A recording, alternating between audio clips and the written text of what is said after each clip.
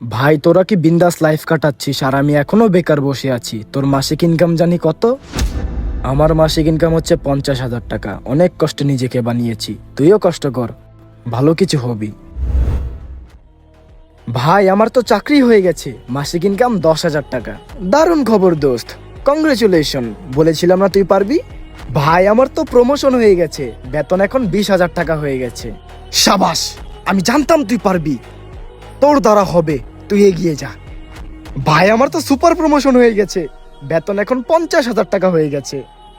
ভালো, কিন্তু বেতন 50,000 টাকা হয়ে গেছে, তুই তো দেখা যায় আমার সমান সমান হয়ে গেছিস। ভাই আমার আরো বড় প্রমোশন হয়ে গেছে, এখন আমার বেতন 70,000 টাকা। কি এমন করে ফেলেছিস? ভাগ্যের জোরে হয়তো পেয়ে গেছিস, না হলে তোর যোগ্যতা বলতে আছেই বা কি। আসলে আজকাল কপাল ভালো থাকলে যা খুশি হওয়া যায়, যোগ্যতা বলতে এখন কিছুই নেই।